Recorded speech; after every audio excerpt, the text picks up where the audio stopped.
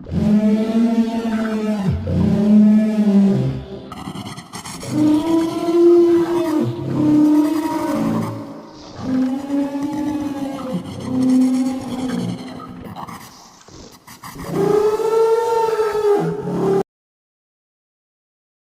சூடான நாளில் புறா ஒன்று அருகே உள்ள ஆற்றங்கரையில் ஒரு மரத்தில் அமர்ந்தது.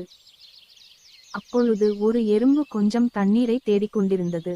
சிறிது நேரம் சுற்றி திரிந்த பிறகு ஒரு ஆற்றங்கரைக்கு வந்தது.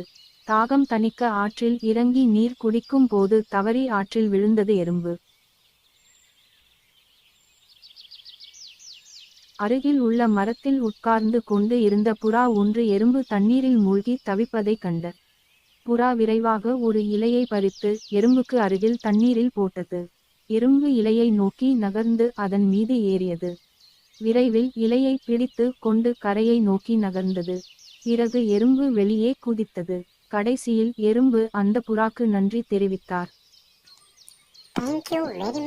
அந்த வழியாக வந்த வேடன் ஒருவன் அந்த அழகான புறாவை கண்டான். அவனிடம் இருந்த ஆயுதம் அதன் மேல் வீசத் தொடங்கினான்.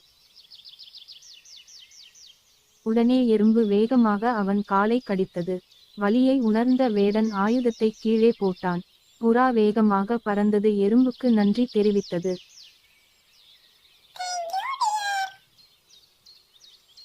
நன்றி நண்பா. ஒருவருக்கு செய்யும் உதவி மீண்டும் நமக்கு நன்மை சேர்க்கும்.